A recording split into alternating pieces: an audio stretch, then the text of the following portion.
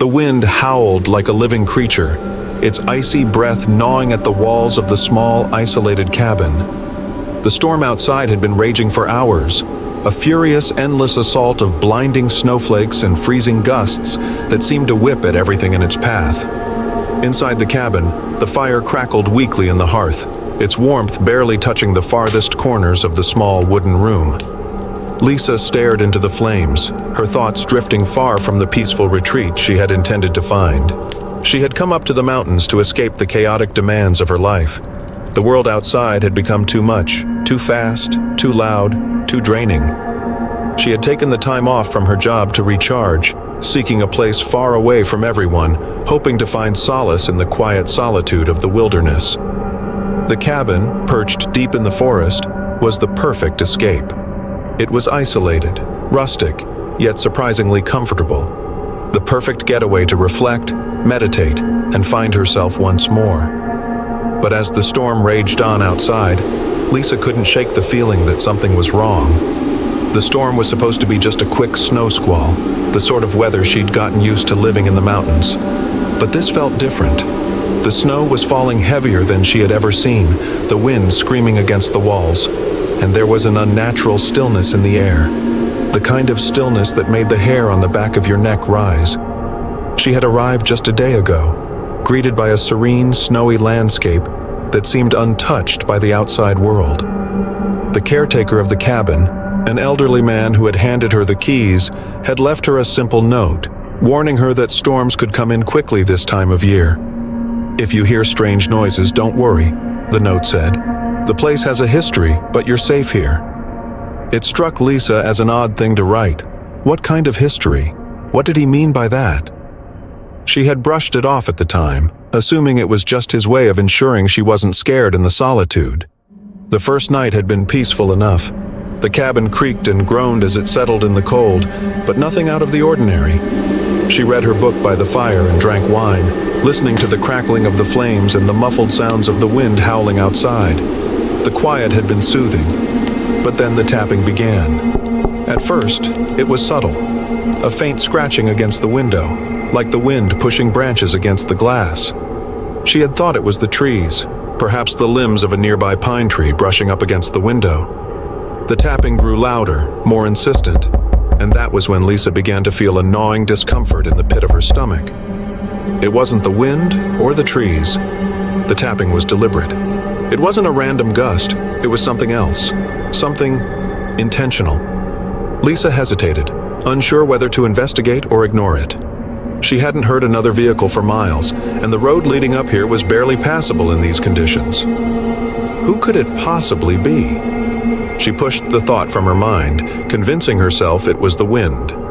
After all, it was a fierce storm. The wind could play tricks on the mind. But then it came again, the tapping louder this time. Persistent, almost demanding. With a shiver, she stood from her seat, her feet heavy on the cold wooden floor. She grabbed the flashlight from the counter and slipped into her jacket, the chill creeping through the walls of the cabin. Her breath was visible in the air as she stepped outside. The wind hit her immediately, a sharp sting against her face, and the snow was coming down so thick that she could barely see a few feet in front of her. The trees around the cabin swayed violently, their branches bending under the weight of the snow. But no one was there. She couldn't see anyone, couldn't hear any footsteps. There was only the eerie silence beneath the storm's fury. Lisa circled the cabin, her flashlight cutting through the dark, revealing nothing but the heavy snow and the skeletal trees. The ground was untouched, no footprints, no sign that anyone had passed by. Her heart raced as the unease in her chest began to swell. She turned back to the door and stepped inside, locking it behind her. She tried to shake off the feeling. It was the storm. The weather was playing tricks on her mind. The silence, the isolation. It could all mess with your head. So she curled up on the couch and tried to fall asleep, but sleep wouldn't come. She lay there in the darkness, staring at the ceiling, hearing the wind howl outside like a beast trapped in the trees.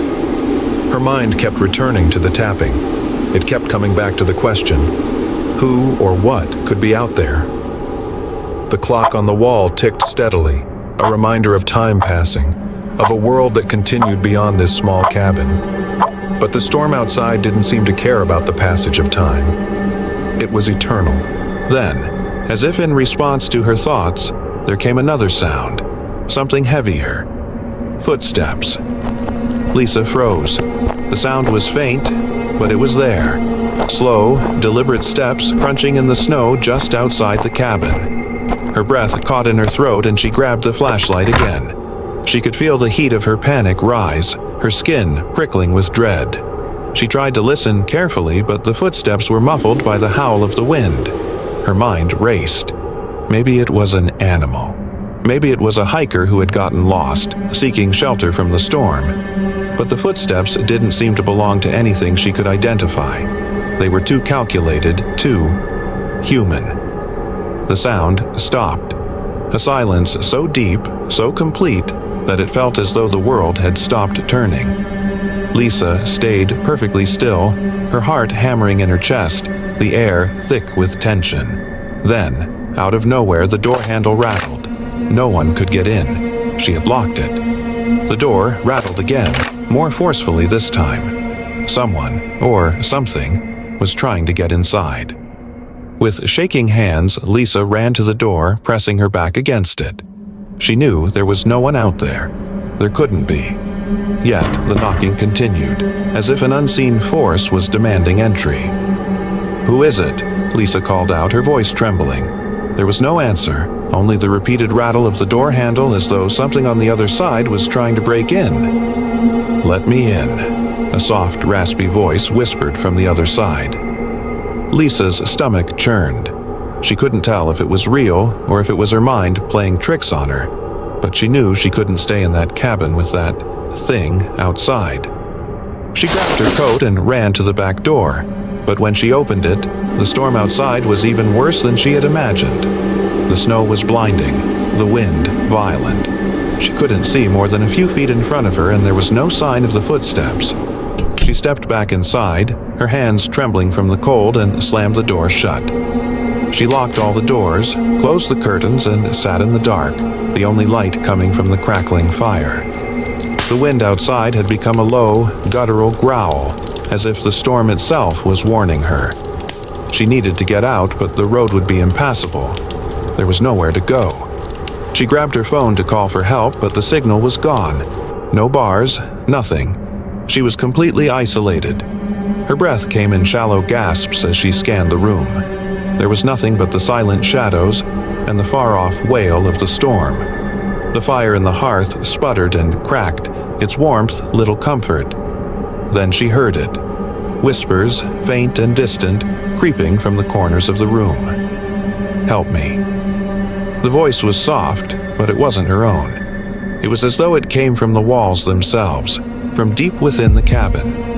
Lisa's heart pounded in her chest, the terror now crawling through her veins like ice. She tried to move, to act, but she was frozen. She couldn't move, couldn't speak. "Help me." This time, the voice came closer. It wasn't in her mind anymore. It was in the room. Lisa turned to face the darkened corner by the window. She could make out the faintest outline of something. Someone. A figure. The wind howled again, but it wasn't the storm anymore. It was the voice. The voice of the one who had been tapping on the window, who had whispered her name, who had sought shelter in the night. Lisa froze at the sound of the tapping on the window, her heart plunging into a pit of dread. She was home now, far from the cursed cabin, yet the sound was unmistakable. Slow, deliberate, a faint tap-tap-tap that sent chills cascading down her spine. She turned her head slowly, afraid of what she might see. The curtains billowed slightly, though the window was closed. The shadows outside danced in the faint glow of a street lamp. For a long moment, she stared, her breath caught in her throat, and the tapping ceased. But then came a whisper. "Help me." Lisa's blood ran cold. It was the same voice from the cabin, the same voice that had haunted her in the storm. "No," she whispered to herself, shaking her head as if she could deny its presence. "It's over. I ended it. I ended it." She clutched the blankets around her, feeling the icy grip of fear creeping up her spine. Her mind raced to the ritual she had performed in the abandoned church. She had followed every step, hadn't she? She had said the incantations, lit the candles, and spilled the offering on the altar. She had watched as the storm dissipated and the spirits faded into the wind. But then, why was the shadow still here?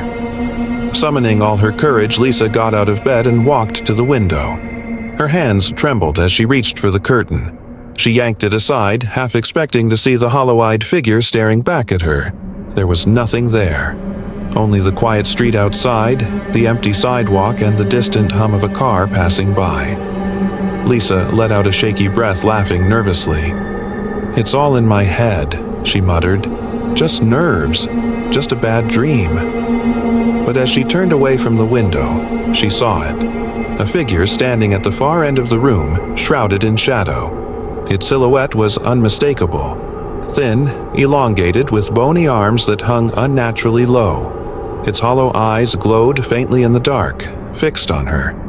Lisa screamed and stumbled backward, her heart hammering in her chest. The figure didn't move. It just stood there, watching her.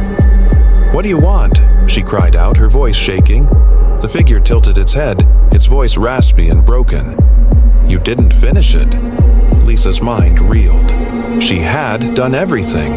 She had followed the instructions in the church exactly as the journals had described. She had broken the curse, or so she thought. "What didn't I finish?" she whispered, tears streaming down her face. The figure took a step closer, its presence filling the room with an unbearable chill. Lisa could see its face more clearly now. The frozen, frost-bitten features, the cracked lips that barely moved when it spoke. "You left the offering behind," it rasped. Lisa's eyes widened in horror. The offering? The small silver locket she had found in the village. In her panic to escape, she had left it on the altar instead of burying it as the ritual required.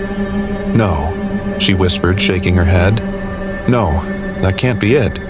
I was supposed to." "You must return," the figure interrupted, its voice echoing with an unnatural depth. "Return? To the cabin?" Lisa's voice was barely a whisper. The figure nodded, its hollow eyes boring into her. Lisa's legs felt like lead. The thought of going back to that cursed place was unbearable, but she knew there was no other choice. If she didn't finish the ritual, the shadows would follow her forever. The next morning, Lisa packed her car and drove back to the mountains, the dread in her chest growing heavier with every mile. The weather was eerily calm, the sun shining weakly through a layer of thin clouds. When she reached the forest trail, she parked and walked the rest of the way, the snow crunching under her boots. The cabin was exactly as she had left it, silent, weathered, and surrounded by an unnatural stillness. She hesitated at the door, her hand trembling as she turned the handle. Inside, the air was icy, and the smell of ash lingered from the fire she had left burning. The whispering began almost immediately, faint and distant, coming from every corner of the room. "Finish it," the voices urged. Lisa took a deep breath and made her way to the church. The abandoned village was as haunting as before, its skeletal structures standing in stark contrast to the snow-covered ground. She pushed open the heavy doors of the church, her footsteps echoing in the empty space. The altar stood at the far end, just as she had left it, and there, sitting atop it, was the silver locket. Lisa approached cautiously, every instinct screaming at her to turn back. She picked up the locket, its metal icy against her skin, and whispered the final words of the ritual. The room grew darker, the air heavier. For a moment, she thought she had made a mistake, but then a sudden burst of warmth filled the space and the oppressive weight lifted. The whispers stopped, replaced by a profound silence. As Lisa left the church, the sun broke through the clouds, casting a golden light over the village. The storm was truly over, and the shadow was gone. Or so she hoped. Back in the city, Lisa tried to move on with her life. The whispers no longer haunted her, and the tapping never returned.